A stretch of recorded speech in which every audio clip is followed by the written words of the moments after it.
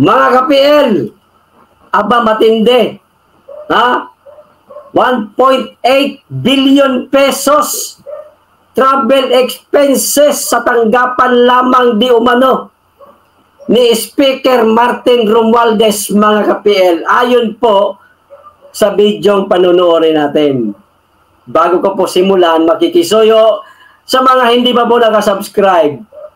Baka naman. At pakiclick na rin po ang notification bell para updated sa lahat ng upload at huwag niyo pong kalimutan, palike na rin po sa video. Maraming salamat. Makikisuyo lang po. Paano ginasta ang 1.8 billion pesos, mga ka-PL? Ano? Parang ganito lang. Ha? Shopping dito, shopping doon. Hotel dito, hotel doon. Kain dito, kain doon. Maraming mga kababayan ang nagugutom. Buti pa sila. Laging busog ang sikmura, mga ka-PL. Eto na po yung video. Panoorin na po natin. Kay Speaker Martin Romualdez, 1.8 billion ang travel cost niya. No. Ayan na, ayan na. Maliwanag ha. Hindi ito nanggaling sa akin, kundi galing po ito kay Eric na ayon po sa kanya, mamaya-maya sasabihin niya po, mga ka-PL, di umano galing ito sa isang kongresista o taga-kamara lamang siguro, baka staff, hindi ko natin alam.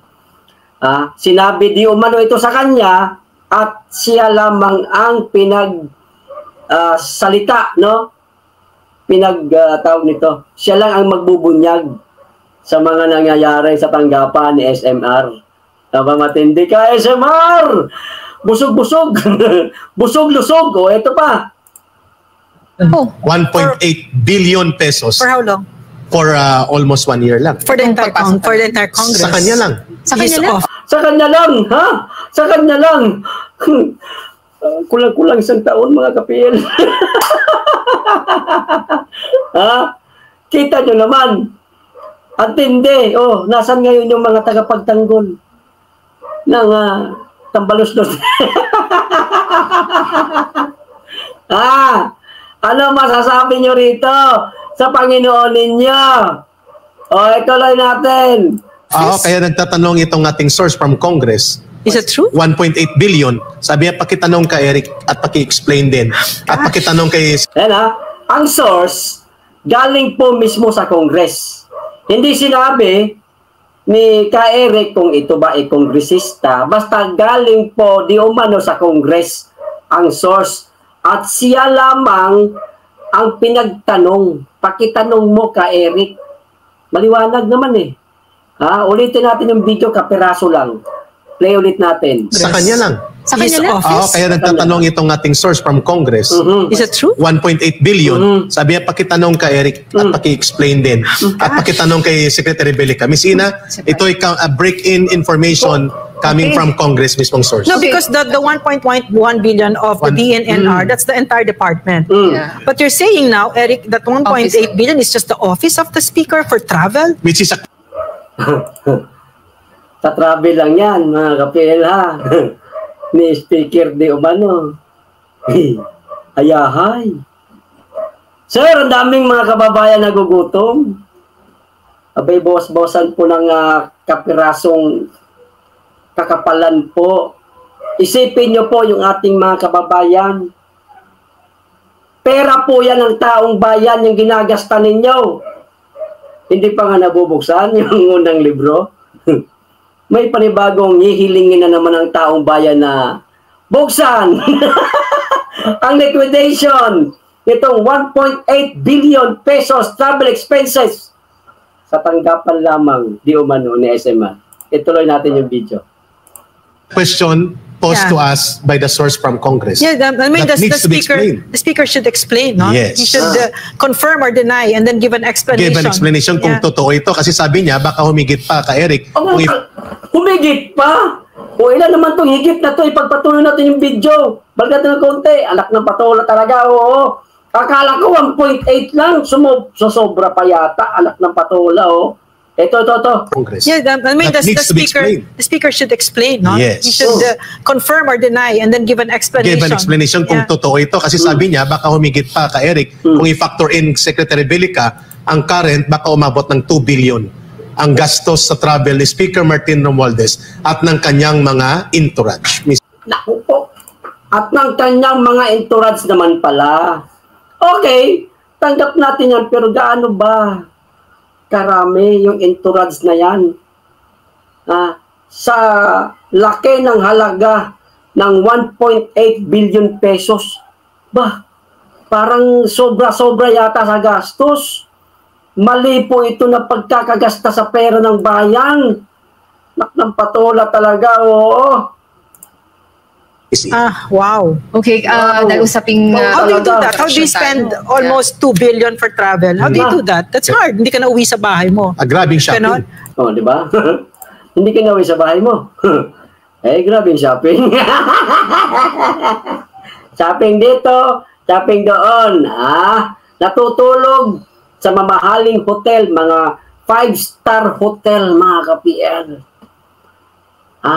Ang mga kababayan natin nasa mga squatters area, kahit hindi nakatira sa squatters area, hirap ngang makakain ng 3 beses sa isang araw. 1, 2, okay na, masaya na sila. Importante, malam na yung sigmura.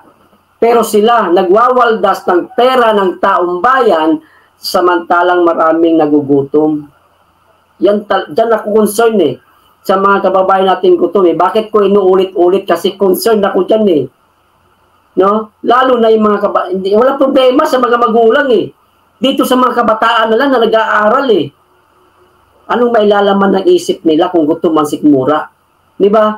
Mas uunahin nila yung maghanap ng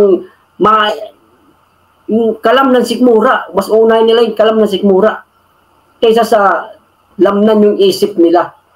Sana itulong na lang yan sa mga kababayan natin. May mahiya-hiya naman po. Ibalik natin ang konti, tapos i-playlet natin. Wow. Okay, dahil usaping... How do you do that? How do you spend almost 2 billion for travel? How do you do that? That's hard. Hindi ka na uwi sa bahay mo. Grabing shopping. Tsaka maraming yung entourage. Yan ang dapat ipaliwanag nila. Tanong natin yan kay Secretary Commissioner. Pero sige, go ahead. Okay. Sige, kasi usaping corruption tayo. Sorry, go ahead. Oh, go ahead po. Yun nga po kasi it boils down Si Belica. to the policy and yung damdamin ba ng leader, how does he treat this or how will he treat these kinds of spending? Dahil alam niyo po, napakaraming pera sa gobyerno. Totoo po yan. Kaya ang leaders should be, we should have leaders na yung conscious ba? Alam niya na wag gastusin, mag-ingat sa gastos, maging prudent, magkaroon ng delikadesa. Wala na, hindi na uso yung delikadesa. Walang yan, delikadesa yan. Hindi mapapabango pangalan ko niyan. Di ba? Kailangan ko mapakapal na muka. Hindi na uso delikadesa. Gusto kong tumakbo sa pagkasenador sa 2025, nakaraan, natalo na nga ako. Di ba tumakbo siya? Sa pagkasenador, olat siya, mga ka-PL. O malay, baka inaasahan niya itong pangalawang pagkakataon na ito, 2025. Baka manalo na siya. Kasi, kita niyo naman, yung mga pagpapapogi niya ngayon. Di ba? Halata rin naman sa mga galawan niya na susunod na halalan na, di ba? Nagtatanim na siya ngayon para sa 2025 may aanihin siya. Kaso yung aanihin niya, kaunti lang rin.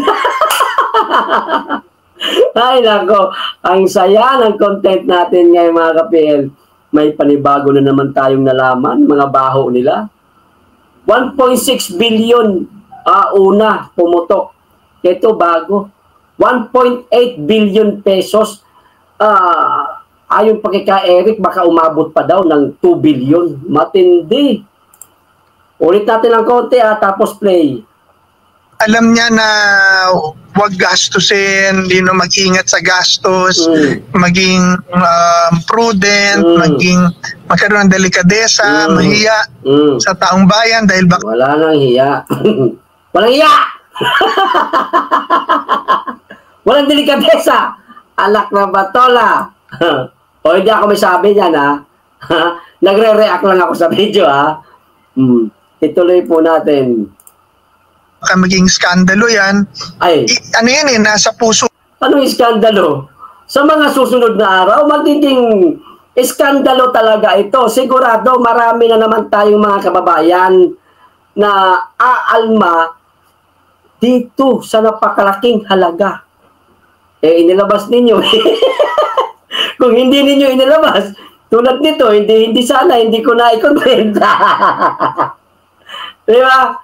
Sigurado yan. Sa mga susunod na araw, nako, mag-iingay na naman ang taong bayan, mga ka-PL. O ipagtatanggol na naman siya ng kanyang mga trolls. Mga trolls na vlogger. Ayan, ituloy natin ang video. Tuho ng tao yun Pagka wala ka nun, ang pera sa gobyerno, para kung ano yan, parang ang dami-dami. Hindi na uubos. So, kaya talagang waldasin yan ng mga people in power. So, yun po ang dapat natin tinitame. At dapat tinitame po ng mga bawat opisyal. Yun na. Tapos na yan dyan hanggang dyan lang yan. Bawat opisyal, pinakahuli. Tako. Tanong ko sa mga vlogger na tagapagtanggol nitong mamang ito, paano nyo ipagtatanggol? Etong panibagong issue na naman, 1.8 billion pesos travel expenses sa tanggapan ni SMR kasama ng kanyang mga entourage.